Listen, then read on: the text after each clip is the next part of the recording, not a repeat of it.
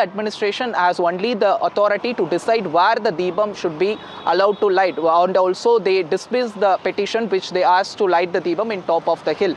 He also pointed out that this is not even a public litigation petition, it is merely a private interest petition. He also pointed out that the petitioner failed to establish the existence of Kartigai Deepam, that is a Deebatun on top of the hill. He also said that is merely a survey stone. Even the senior counsel argued on behalf of HRNC commissioner and even temple administration, temple executive officer also. They also pointed out the same thing, saying that there are no proof saying that for past 100 years that ever Kartigai Deepam was lit on the top of the hill. Even HRNC department commissionerate senior counsel pointed out that we have 150 years of records in which only we had a record of saying that the Kartigai Deepam was only lit in the midway of the hill, which is near Uchipalaya temple. However, judge also made few observations. He adjourned the petition to Monday. Right, adjourn the petition to Monday. Remember, this case and the one in Supreme Court would be crucial in the road ahead as far as the political face-off over that issue is concerned. But Vasudha, the impeachment motion, another issue entirely, and that's another pushback from the judiciary to the legislature and the opposition MPs for moving that impeachment motion when there was no categorical case of impropriety, though the DMK and the other opposition MPs have listed out 13 instances and said they had filed a complaint against the judge as early as the 12th of August. And I think the political face-off is also going to escalate. Veera, at least 3 MPs from the BJP NDA spoke about it today, calling the DMK anti-Sanatani party, but that is something we will continue to track. Now to our special focus this evening. Bollywood super hit Dhurandhar has erupted into the biggest fight between critics and audiences since the days of Padmavat, Kashmir Files and even the Kerala Story. Early negative reviews triggered an online firestorm with critics like Anupama Chopra facing intense trolling and accusations of ideological bias that one review was even pulled down. Supporters of the film insist that the backlash is a response to years of what they call selective outrage and double standards in the way politically charged films are judged. Now, this has turned a routine Friday review cycle into a national culture war. That's right. Yet another debate over the freedom of speech and expression, whether it's the filmmakers' right or the film critics' right to put out what they think of a film or what they want in a film. The Film Critics Guild fired back, condemning the harassment and warning that intimidation of reviewers threatens the very idea of independent criticism. But with actors, filmmakers and political commentators jumping in, Dhurandhar has now joined that long list of films where artistic debate has collapsed into tribal battles over ideology, identity and narrative power. The big question, is the Dhurandhar storm a sign that film criticism and films itself in India is becoming impossible to be practiced independently in a climate where every film is treated as a political statement? That's right, Veera. We have Rashmi Sawant, author, joining us now. We have Tehseen Poonawala with us in the studio. He's a political analyst, and we also will be joined by Raja Sen in just a bit. Tehseen, to you first. I've not watched the movie, but I'm grooving to that song, that Baluch song. I don't know the lyrics of it, but it's stuck in my head forever. Tell me, what are your views on this? Because the fissures are very clear. There's one side that's saying that, ultra-nationalism doesn't work in India, shouldn't be the way for filmmakers. And there's one side that says country comes first and this is just brilliant storytelling. Thank you, Vasudha. Thank you, Veera, for having me on the show. The truth is somewhere, I think, in between. The fact is, if you don't like a piece of art, you can walk out of the theatre, of the art gallery. You don't see a news channel, you can change the channel. You don't like a movie, don't go and watch it. But for people on either side to preach that a movie of certain caliber should not be made, I think that is impeaching on the artist's freedom of speech. Similarly, for critics, it is their job to critique. If I don't like your news show, I'm free to change the channel. But it is your job as anchors to present to the country what is happening in the country, the way you see it in a perspective. So I think to try and intimidate critics is also wrong. I think if you don't like a movie, make another movie. You don't like a book, write another book. You don't like a piece of art, if you can draw good, if you don't like it, just don't go and watch it. But don't have the right to intimidate people either side. Neither the filmmaker should be intimidated, neither the critics should be intimidated. I think India is too polarized. I think everybody sort of does it because they want to put their point of view across.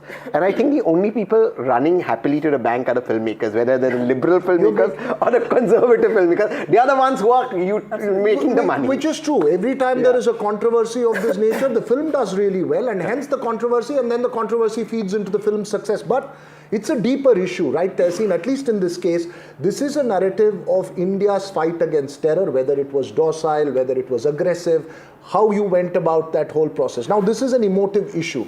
When it comes to a film critic, and let's go to Raja Sen as well, when it comes to a film critic where, Rashmi Samant has joined us. I believe Raja Sen will join us in just a bit from now. Rashmi Samant, how do you see this debate? In a sense, there is the freedom of expression. Here there is no state turning around and filing a case against the film critic. This is basically online trolling and online abuse and an enormous amount of spamming messages to whether it is an actor or a film critic who's writing their point of view on it. Should they be coming down to it?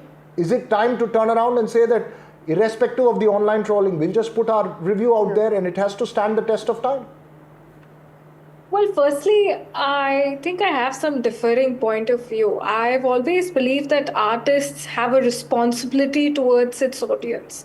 And when it comes to filmmaking, it has had a disproportionate impact on the people's sense of popular culture. And for a very long time, the Bollywood has somewhat sidelined, the plight of the Kashmiri Pandits, be it what happened in Mumbai on 26/11, be it the IC-814 hijacking. So there has been a disproportionate way in which these things have been portrayed by the films. And somehow there has been an entire ecosystem of funding, critiques, actors that have played an active role in ensuring that one side of the narrative actively shapes public opinion.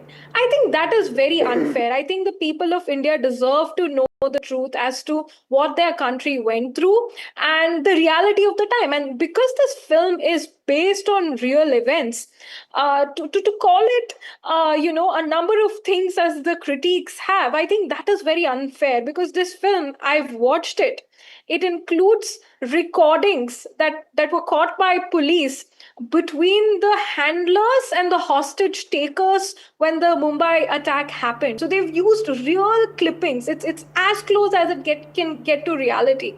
I do feel that, artists somewhere do have a responsibility, and for a very long time, a nexus and an ecosystem has actively shaped public opinion in one particular way that's not been in the best interests of this country. Okay, Rashmi, before I go to Tehseen, there is a certain criticism of those who have not liked this film, and they say that there is a certain demonizing of Muslims, especially the Pathans. Did you feel that way? Is there a certain caricaturing that happens? Is there a certain demonizing that happens which you think is not healthy for a democracy? Well, I watched this film end to end. I think there is nothing against Islam. Everything in this film criticizes the Pakistani regime and the ISI in the way that it's played a role in terrorism, cross-border terrorism.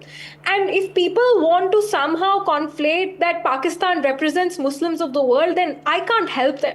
I think that is the problem. Pakistan does not represent the Muslims of the world, and people need to stop making that connection and somehow start taking it personally. You cannot name one scene within the film where there is an active criticism of Islam. It's only about what happens in Lyari, how these underworld gangs work, and how they perpetrate terrorism, cross-border terrorism. That's it. So let me get Tehseen as well into this. Tehseen, when a critic says that, look, I don't agree with the politics of the film, but it's a great film. Even Hrithik Roshan went around and said that. Is that then, one part of it is saying that, look, my judgment is different. I think this is caricaturing. I don't agree with it. There, the critic's freedom of right is there. But B, is it also turning around and saying that, look, your facts are wrong? Because when you say that there is a film that's made on particular facts, it's like disputing facts and disputing, let us say, a national victory at some level, or let's say the fight against terror. It could be sensitive to any society which is, sort of dealing with issues of terror on a day-to-day basis. So again, I do agree here with what Rashmi says. I have a lot of friends who've seen the films. Some of them are right-wing supporters, some of them are liberal, so-called liberal supporters, and some of them are just fence-sitters like you and me, or the people in the middle like the three of us, and we're just okay. And nobody's blamed Indian Muslims. Pakistan perpetrates terror in India. That's a fact. Pakistan perpetrates terror, and its aim is to destroy India. Now, these are facts that cannot be taken away. This is not against Indian Muslims. So I think to an extent, those who speak up for liberals need to stop speaking up, because they really cause harm to the liberal cause. If you're liberal, the idea of being liberal is I may disagree with you, but I will stand by your right to say what I want. Don't go about on YouTube, especially some YouTube journalists, going about ranting all the time and crying all the time. It's honestly pissing off now. Stop speaking for liberals, okay? A lot of these liberals, or so-called people in other professions, try and do that on their X handles, etc. It's pissing off. Don't speak for liberals. Sorry, Tehsin. But at the other side, I agree with your point, but let me just ask you here: when you say a film is based on facts, and then you are building a social narrative on that basis, whether it is a Madras Cafe, which was not taken up in this whole thing, it was about LTT. Even Family Man, when the second season came about LTT, there was serious questions asked, because some of these end up stereotyping and making a particular narrative work in the society, especially in today's age where films become very, very important. So isn't it also the job of that liberal critic to question that film?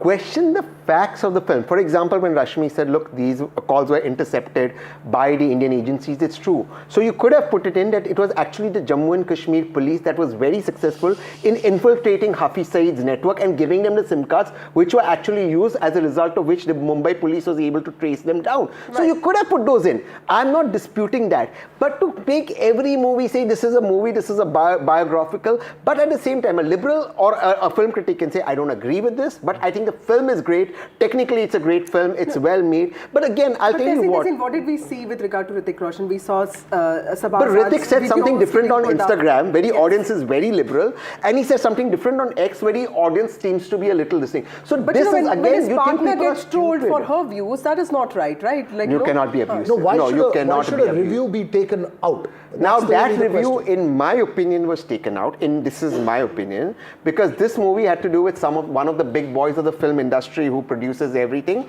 and her husband needs to obviously at some point work with them. That is my limited opinion. I don't think she hated for that. And again, there is no need to hide. There is no need to abuse. Put your views out, and let's all be a decent society. But again, stop speaking for everybody. Stop speaking for conservatives and liberals. Rashmi, I'm in a dilemma over this, because a part of my mind tells me that hyper-nationalism, ultra-nationalism, nationalism is a better marker of our unity than any other divisions, because I would rather be known as an Indian, and it's okay to praise India in films, but there's another part of me which wants freedom of expression to be treated as the only truth. What is your view on this? The fact that some of the criticism was also pulled down, is that a good thing?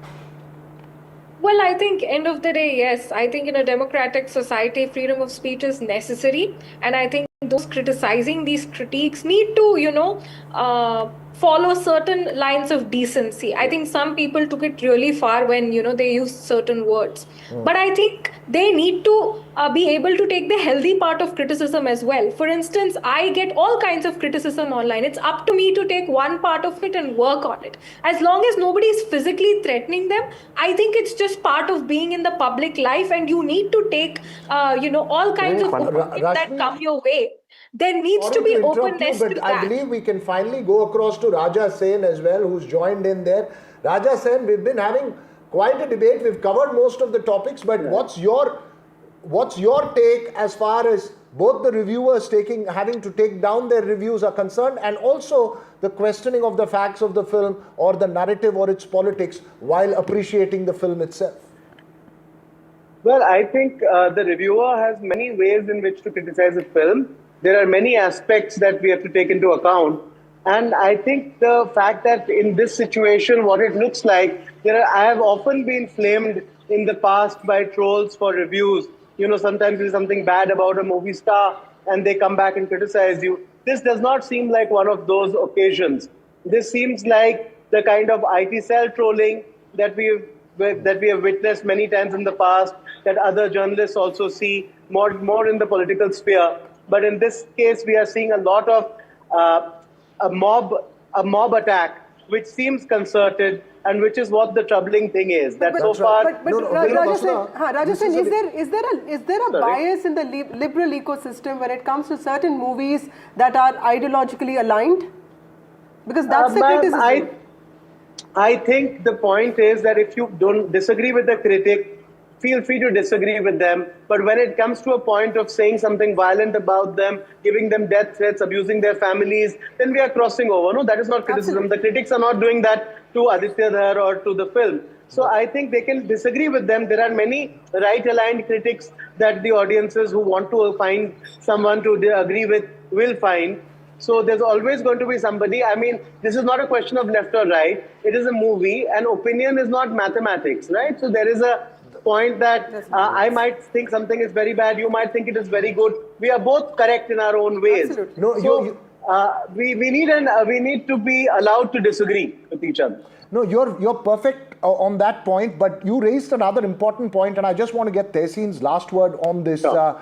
Tehseen, it's not the question of organic comments that come in. It's the question of a propaganda machine sending out comments of that nature, the algorithm sending out comments of that nature to troll a particular critic when it comes down. And that's the danger, because you don't then have to ban a critic or pull down a review by law, but you can do this by the social media pressure, and that's the real fear. The numbers here, yeah. Yeah, but that is true for all sides. You could even use that positively to hype up a movie. So I think at the end of the day, these so-called IT cells on either side of the divide will always be used to put their propaganda ahead. So I just want to make one thing very clear to the audiences. Look, there was a recent, I'll just take 30 seconds. There's an industrialist whose family wedding was there recently, and politicians across dance on it, okay? Politicians, filmmakers, don't get divided. They make money. You guys are the fools to fight over them. They will sit in the night, they will party together, they will go out together, they will go for holidays together. Don't spoil your friendship, your relationships over this. It's not worth it. All right, you're making a strong point there. So I guess it's a question to watch the film and make a judgment for yourself on what you think is right or wrong. But as Tehseen says, these controversies only push the desire to watch those films, which makes great business for filmmakers, Vasudha. And like all our panelists agreed upon this one thing, that it's our right to agree or disagree, and we all have to be subjective in our own ways. It's time for a short break. More news and updates on the other side.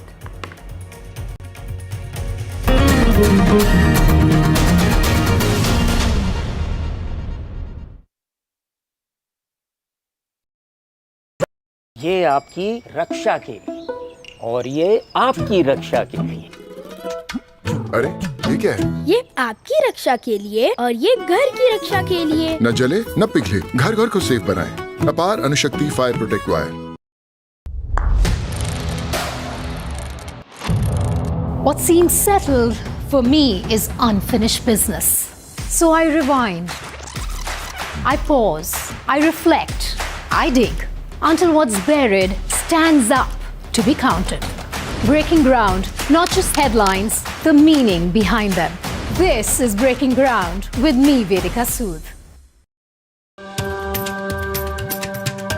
Namaste, India. As you all know, I've been traveling around the world with my music. But this one is truly special. Something that's India. You all must have seen the magic that was created in Kun Fayakun. Now it's your chance to experience it with me. So book your tickets from District app, and together let's create harmony of hearts. See you, Delhi. I don't sugarcoat. I shoot straight and tell you stories the way they need to be told. Unfiltered, unafraid, unmissable. That's how I roll. Watch me, Priyanka Deo, on NDTV World. Namaste. Other opposition parties. They argue, I conclude. They deflect, I drill down.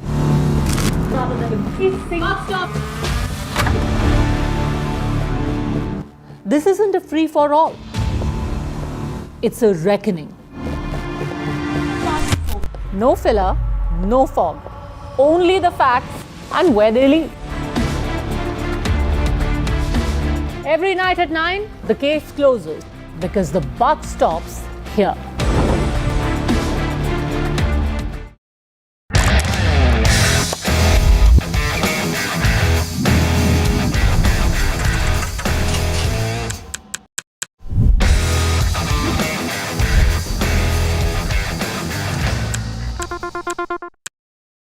I just feel very privileged in the film industry, an industry that I'm extremely proud of. I'm honored to receive this prestigious award.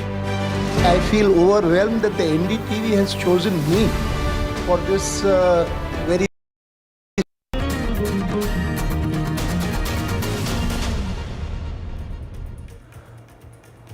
Welcome back.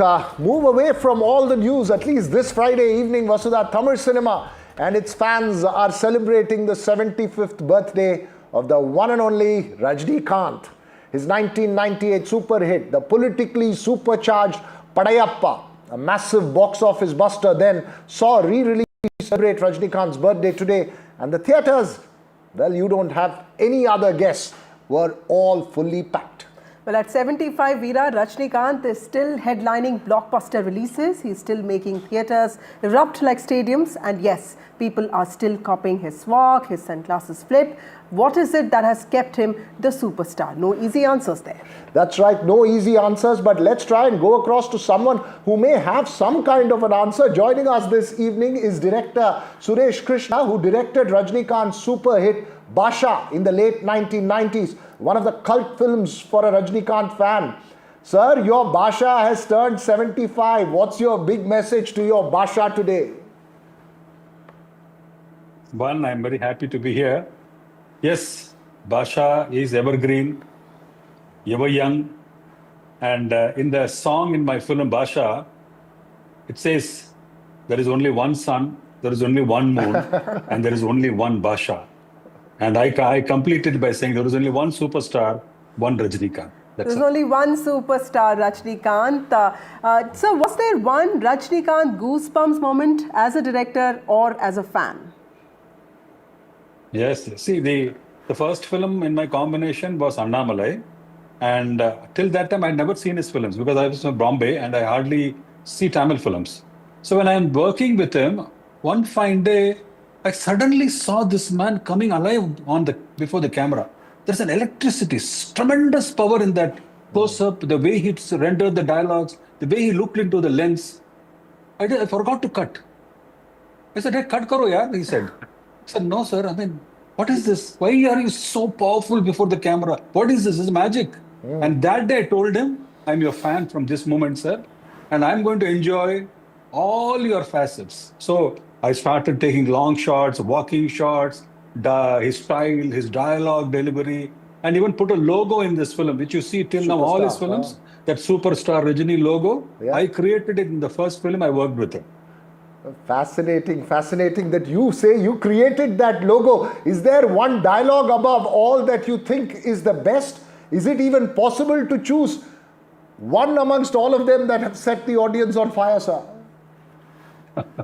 See, the point is, all the dialogues which are very normal dialogues, Malaida Annamalai. Its name is just trying to say like Bond, James Bond. It is who tells, how he renders.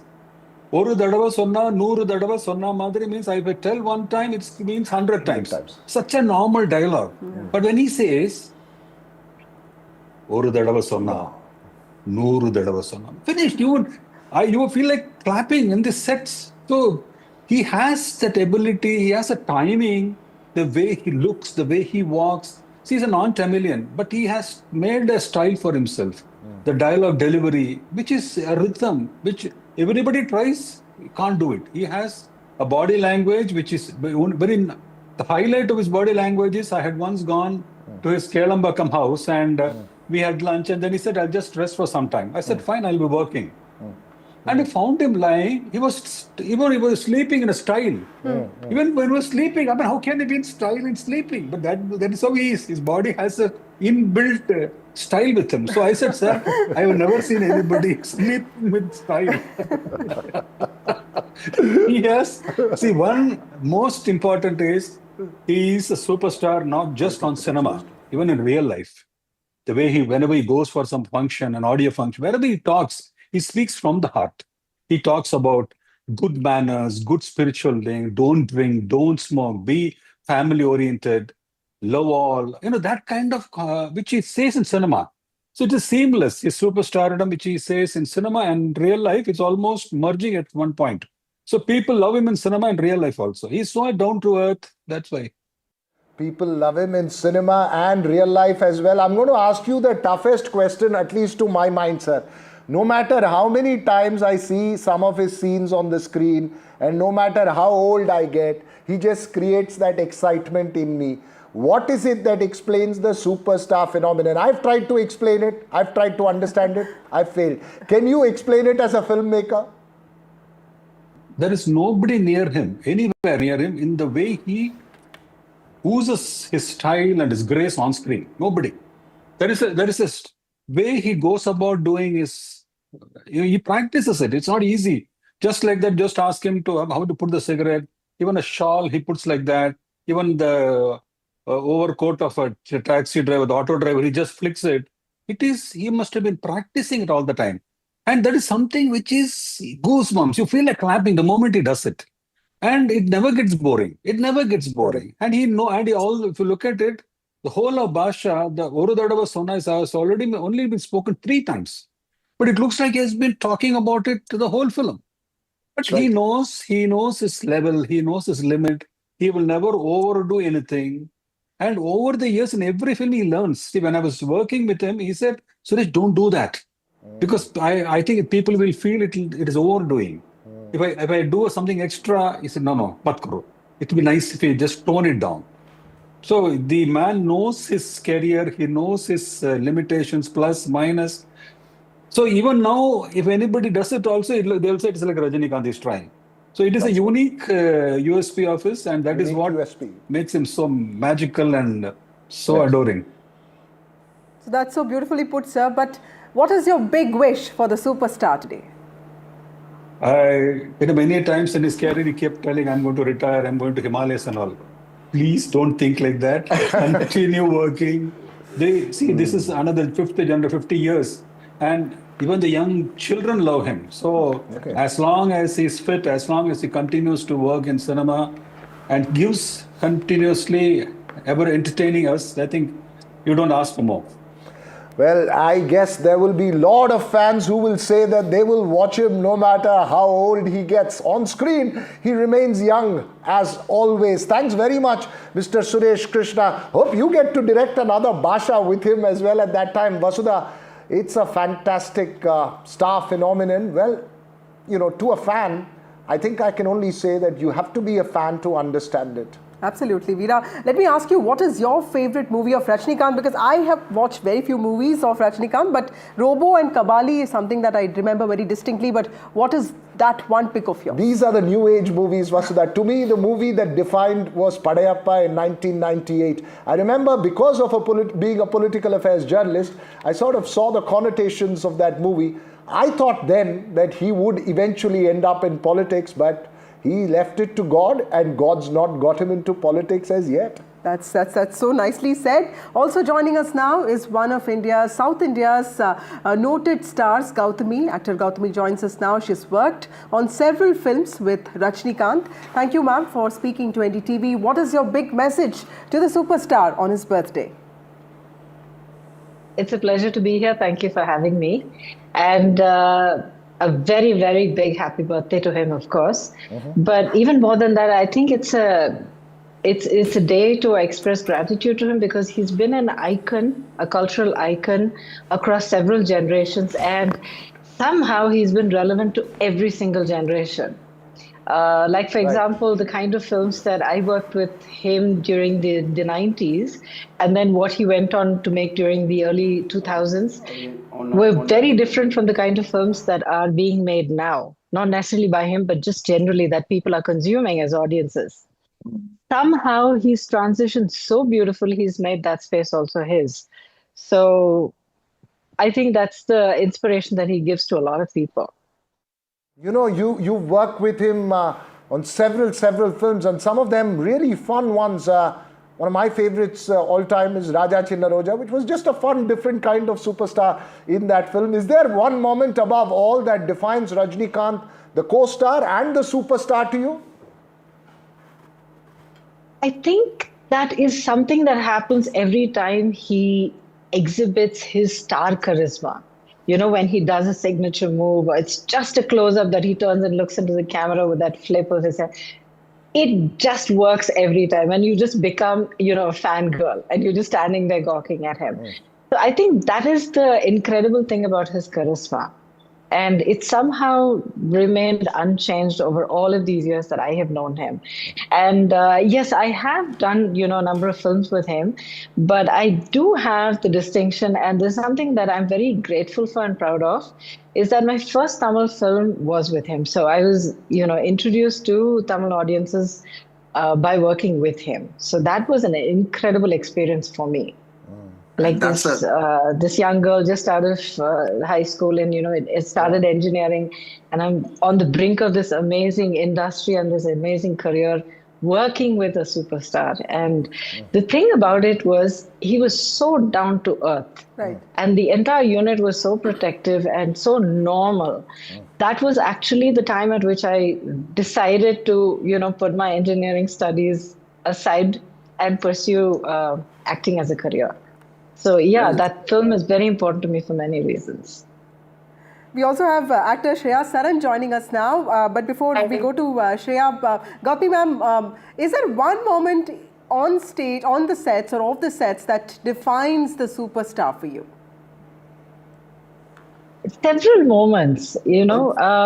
The thing is, what I still remember is among the earlier films that I was working with him, a lot of people would have said, you know, she's such a young girl, and, you know, just left it at that. But he would sit down and we would have the most amazing conversations about spirituality and philosophy and theology. So those are moments that are actually very special. Okay. And you don't find them that often when you're working, you know, in the film industry, especially in an environment that's so completely mainstream commercial. Right. So that is something I think that's very unique about him. I've been asking this question to a lot of people. I'm going to ask you perhaps the toughest question of it all. Many of his fans just go into a tizzy, including myself, when they see his scenes. I've been trying to ask many people for an answer to understand what is it that explains the Rajinikanth phenomenon. Do you have one? He's absolutely unique. And I think what makes him what he is and who he is, and that has driven him consistently, you know, through all of these years, is he's got this fire that burns within him.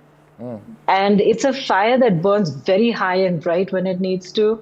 It's a fire that gets very soft and intellectual when it needs to. It's a fire that, you know, becomes very humble and calm when he is, you know, around people.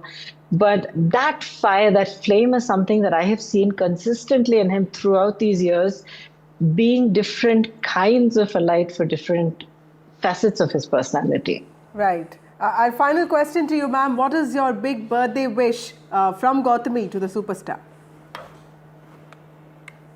It's a very selfish wish. I would like him to continue doing what he's doing, continuing to keep reinventing him for, you know, ever newer audiences, and just keep giving us these amazing films that just keep us enthralled. And I know, like, the next generation of babies, toddlers, already his fans. So they have a lot to look forward to. And as I said, it's selfish because, you know, you're never going to let him rest or, you know, sit back and enjoy, you know, all of his achievements. That's so right. I wish many, many more films, good health to him, happiness and peace of mind. No running away to the Himalayas for good. That's the message from Gautami. Shreya Saran also joins us this evening. As Vasudha mentioned, Shreya, you heard Gautami, who has worked with him, speak about him. You worked with him in Shivaji. You are, you know, what's your Rajinikanth moment? His sense of humor. He is very funny on set. Like, the whole time he'll be cracking jokes and making fun of people, but in such a way that, you know, in the beginning you're in awe of him because he's like the superstar and you think very hard to even communicate and talk to him, but he's so reachable. Like, he'll get up for anyone if they come on set, make sure they have a chair. He'll go say hi to even the light man and to everybody. The whole unit is alive the moment he enters. So it's almost like you know that he's entered. He's the king. And, you know, the energy he carries. And no matter how many retakes, he'll give his best. Every shot is like he's giving his best, and he's almost like meditating before every shot. So he goes in his silence and then he does something, and then you're like, where did that even come from? That eye movement. It's amazing. Shreya ma'am, I remember reading somewhere when you signed the movie, you were not really aware that Rajnikant is going to be your co-actor. Can you tell us a little bit about that? And also that scene in Shivaji, which I remember very distinctly, Rajnikant and Vivek going to your house, posing as CBI officers. It's a very funny scene. Can you tell us the best memories from this movie? Many memories. I had no idea that I was going to be working with him. I was invited for a puja and they said, we're doing this big film, and Shankar sir, and I always wanted to work with Shankar sir. I was a big fan of his. And when I enter and when the puja is starting and I see this man coming, and I thought this must be a really big film if he's coming for the puja, you know. Then they told me he's the hero. And I was like, what? And so when you walk on set, you think that it's gonna be very serious, but he's before everybody. Like, he is the first one to come on set. He has no ego, and pranks all day, and he's reading all day. So if there is a new place he goes to and something new he finds out about, he wants to just read. He asks questions. And I think he's spiritually very, he's on other levels. That's right. And I think that's what gives him the energy that, like ma'am said, he's reinventing himself. And every time you see him, that charisma has like doubled. Yeah. That's a blessing. I know it's a blessing. Lata Srinivasan, senior entertainment journalist, consultant with NDTV, who follows Tamil cinema closely, also joins us this evening. But Shreya, you see, for a lot of us outside, the sense is that he may be a big superstar, but he doesn't seem to take himself very seriously. As a fan, the sense you get is that I'm fine, I'm whatever it is, this is what I am, I live my life.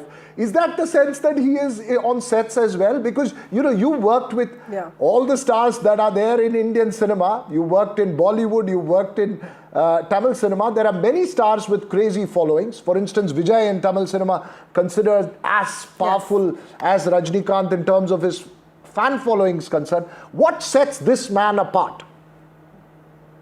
He's very grounded, and nothing worse thing. He still has his best friends from, you know, the days he started working and struggling. So there was a song we were shooting, and it's part of the film that we were recreating songs from the past, like golden old days, beautiful songs.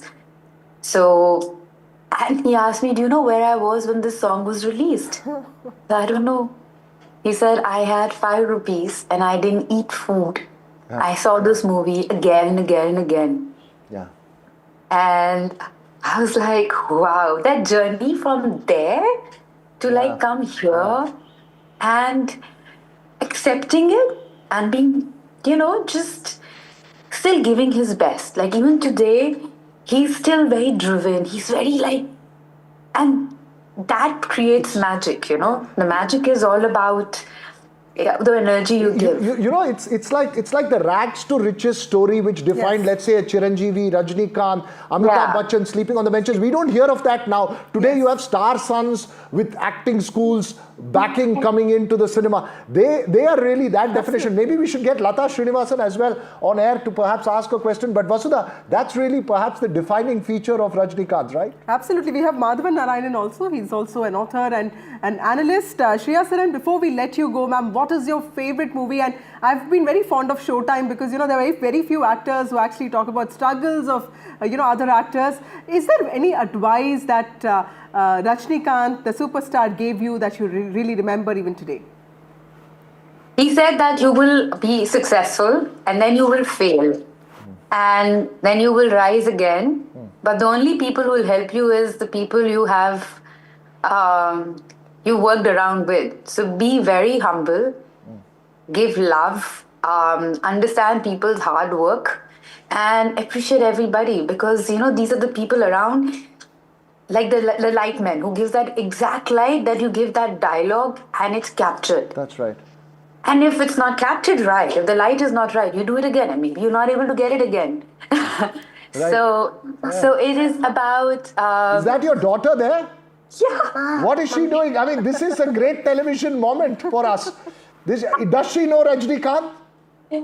She sees my song, and every time she sees Vaji Vaji and she says from Shivaji, she says, yes. I want that, Mama. ask her what she thinks of Rajnikant. She hasn't seen any movies as yet. None of mine, nobody, no movies. We need to teach her a Rajnikant dialogue. Yeah, but she sees my songs. Hi. Hi. Hello. How are you? Hi. Wow. Okay, What's your name? In 5 seconds. Radha. All right. Okay. That's lovely. So, if we can get Lata Srinivasan as well in to ask a question to Shreya. If Lata, you have a question for Shreya Saran, why don't you go ahead? She's with her daughter right now. Yeah, absolutely. Thanks, Shreya. The most interesting thing of you, Shivaji the Boss, Shankar, A.R. Rahman, AVM Studios, it was the first Tamil film to enter the 100 crore club. So in a way, you guys set the precedent for the rest of Kollywood and what was to follow in the later years. How do you feel about that milestone? Was Shivaji a big turning point for you in your career?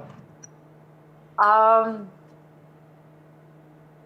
that point of time when it was doing really well, I think I was just very grateful. Oh, Vaji, Vaji, Oh, she's singing the song.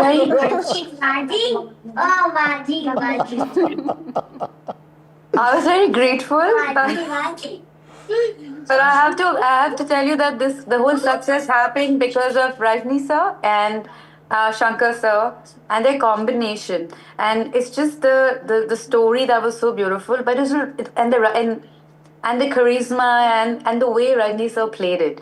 So I give the entire credit to him, and I keep telling Rajni sir, I want to work with you again. I want to work with you again, because working with him is like going to an acting school, because you listen to his stories, how he learned acting and how his struggles and how he deals with life today after all that he has in itself is like so much to learn from. Is there a quick Rajnikant dialogue that you'd like to do for us before we let you go?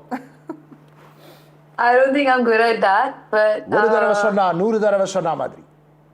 I only say that what he can do, nobody can do. What Rajnikant can do, nobody can do. Thanks very much there, Shreya Saran. Lovely to meet you and your daughter on the show this evening. But Madhavan Narayan and Lata Srinivasan still with us. Madhavan Narayan, you've heard what Shreya has to say. Is there a favorite Rajnikant dialogue that you'd like to do for us? I knew you were going to ask me this question. Actually, yeah, I think my favorite is that Panningal Kootama Varum, Singalata Varum, which means difficult to translate. It's like saying... pigs come in hordes, but the lion comes alone. The lion comes... Yeah, pigs come. Pigs come. No, but the thing is the alliteration, which is so unique to the Tamil language. Yeah. Singam Singalata Varum. Yes. The lion comes alone. That's why a lot of Rajnikant is lost in translation. That's something we have to remember. He's an icon who translates a certain culture at a certain moment in history. Now, I was thinking what to say after all co-actors had said so much. My own feeling is that like Shah Rukh Khan, he's an industry. I think a few months ago when he had his 50 years of his career, we discussed him. Right. And Rajnikant is not a person. He is an industry and an icon. I would put him in the same league as, say, McDonald's and like Kia as a business journalist. There is a Rajnikant brand. And the brand is... And the brand is built around, that's the interesting part. The brand is built around not only his on-screen style. Lata Yeah, Srinivasan, Lata. people have called him grounded. People have also said that there is a certain style in which he sleeps as well. So tell us what explains the Rajnikant phenomenon to you. Well, I think, his co-stars like Gautami and Shreya now have, spoken how he is on sets. I think it's his simplicity, his humility, and what he says in films. You have to work hard and only then you'll find success. And I think he remembers that every day of his life. He continues to work hard, even at the age of 75. And he's a very simple person, luxurious lifestyle, that completely doesn't exist for him. And I think he's the same kind of person he was when he was a bus conductor, That's right. so many years ago. And that humility is what people love about him. That's that they right, can relate Lata. to. Shreya, I just want to know, are you going to, after this show, help convert a next generation fan to Rajnikant fan, your daughter? I think one day when she watches movies and when she starts watching movies, I will definitely show her Shivaji. Andre has only seen Shivaji. That's the only movie he has seen of mine, and Drishyam. But I think Radha will enjoy and love it. His movies are timeless because the way he says his dialogue with the intensity in his eyes and the modulation and how he uses his entire body and entire face comes alive. That's right. That's the style he's created for himself. Even the way he dresses up in the movies, it's very his. The way he carries himself, the body language. I remember doing a costume trial with him where Mr. Manish Malhotra was styling us, and he came like, hey, hi, and he's chatting and he says, and he always like doing something funny. Look like that guy is looking at you. Some like silly things. And the moment he goes in and he wears the outfit, it is like he's transformed into another person. That's That right. is special. He is timeless, he is beyond language. It's an emotion. You cannot explain it, you cannot understand it. I just experience it. That's Rajnikant. He's like Salman Khan. Dimag mein nahi aata hai, dil mein aata hai. That's all we have time for on the show. Thanks very much, Shreya Saran, Lata, and Madhavan Narayan. And thanks to your daughter as well for making a guest appearance, actually making the show far more interesting. Absolutely. Thank you all of you for joining us.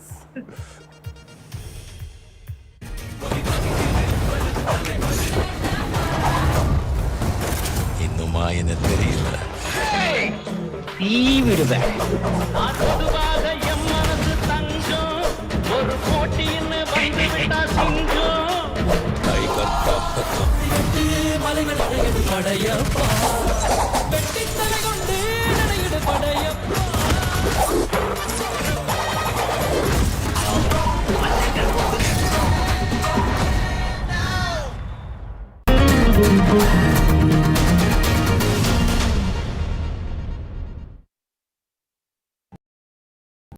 ये आपकी रक्षा के लिए और ये आपकी रक्षा के लिए। अरे ये क्या है? ये आपकी रक्षा के लिए और ये घर की रक्षा के लिए। न जले न पिघले, घर घर को सेफ बनाएं। अपार Anushakti fire protect wire. What seems settled for me is unfinished business.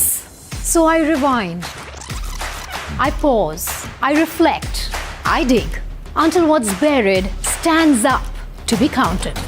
Breaking ground, not just headlines, the meaning behind them. This is Breaking Ground with me, Vedika Sood. Namaste, India. As you all know, I've been traveling around the world with my music. But this one is truly special. Something that's India. You all must have seen the magic that was created in Kun Fayakun. Now it's your chance to experience it with me. So book your tickets from District app and together let's create harmony of hearts. See you, Delhi. I don't sugarcoat. I shoot straight and tell you stories the way they need to be told. Unfiltered, unafraid, unmissable. That's how I roll. Watch me, Priyanka Deo, on NDTV World. Namaste.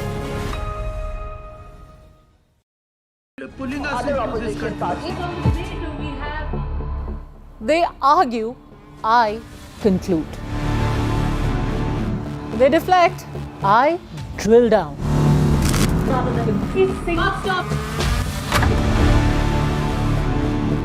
This isn't a free-for-all. It's a reckoning. No filler, no fog. Only the facts and where they lead. Every night at 9, the case closes because the buck stops here.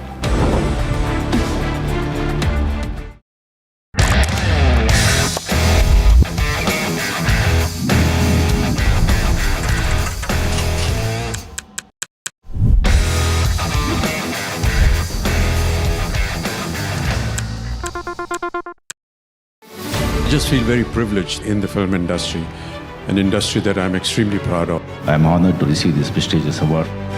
I feel overwhelmed that the NDTV has chosen me for this very special award. Thank you so very much. This means a lot to me. It's a great honor and a great privilege. Really blessed to get this, and I'm really happy. This is one of the few moments I'm going to be humble, so please record this properly, guys. आज का दिन सबसे पहले जो foot shoulders जो presiding officers जो team है उनको सेलिब्रेट करने का है. And the NDTV Indian of the Year Award 2025 goes to NDTV Indian of the Year 2025, 19 December, New Delhi. Ideas, inspiration, impact. They ruled the world. Won a billion hearts. Now, meet the champions who made the nation proud. The Indian women's cricket team at the NDTV Indian of the Year. The front lines of Kargil. The fury of Operation Sindhu. So many attacks. The chaos and cries of disaster zones. To fighter jet cockpits. And the world's most defining interviews. It's incredible. He has seen history break. Live, unfiltered. 20,000 hours of live broadcasting. Welcome to Left, Right and Centre. Hard facts. War-struck country. Hard questions. In the Ukraine. 30 years of trust. In the Kargil area. North Ukraine. In France. In Italy. At Srinagar. INS Vikrant. Vishnu Shom for NDTV. Vishnu Shom. Only on NDTV. 21 days in Kashmir. People have bombarded me, friends, with requests for an unfiltered list of things I saw and observed on the ground. Very special ground report from the line of control. There were some children who've lost limbs in the shelling. They are now India's smallest but possibly the most powerful crime family. Cough syrup has killed at least 25 children. Gaikwad sahab, aise mat kijiye. Suddenly people are wondering about the weaponization of India-Pakistan cricket. We live and breathe elections. You will not believe your eyes or ears when I show you what I'm about to do. And for a country that has fought so many wars in the mountains and at high altitude. We're standing on the Indian Navy's newest warship, the line of control, Shiv Arur, NDTV. What does Sufism mean to you? Sufism is about love. Higher ideals are more fascinating than normal love song or anything. Talk about Khwaja Mere Khwaja, Kun Faya Kun. It's all about higher ideals. I'm bringing the same spirit to Delhi. So book your tickets from District app. See you, Delhi. Across the country. He has tracked the pulse of power from Washington to Korea. Witnessed history being made in global capitals and conflict zones. Brought clarity to complex issues of national security and international affairs. Aditya Raj Kaul, covering international affairs like no one else, only on NDTV network. What seems settled for me is unfinished business. So I rewind. I pause. I reflect. I dig until what's buried stands up to be counted. Breaking ground, not just headlines, the meaning behind them. This is Breaking Ground with me, Vedika Sood. Namaste, India. As you all know, I've been traveling around the world with my music. But this one is truly special. something that's India. You all must have seen the magic that was created in Kun Faya Kun. Now it's your chance to experience it with me. So book your tickets from District app and together let's create harmony of hearts. See you, Delhi. I don't sugarcoat. I shoot straight and tell you stories the way they need to be told. Unfiltered, unafraid, unmissable. That's how I roll. Watch me, Priyanka Deo, on NDTV World. Namaste. Other opposition parties. They argue, I conclude. They deflect, I drill down.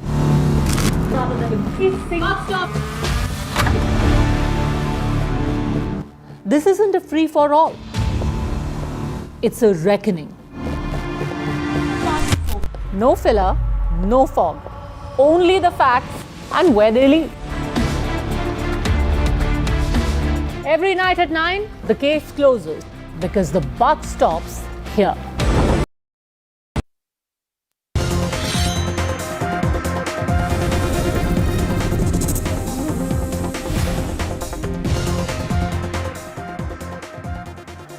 And we've got some breaking images coming in at the top of the show tonight at 8. I want to show you a contrast 1 week after the Modi-Putin summit in Delhi, where there was a huge amount of warmth. Take a look at the other picture on the far side of your screen, viewer. That is Shehbaz Sharif of Pakistan being made to wait for 40 minutes to meet President Putin at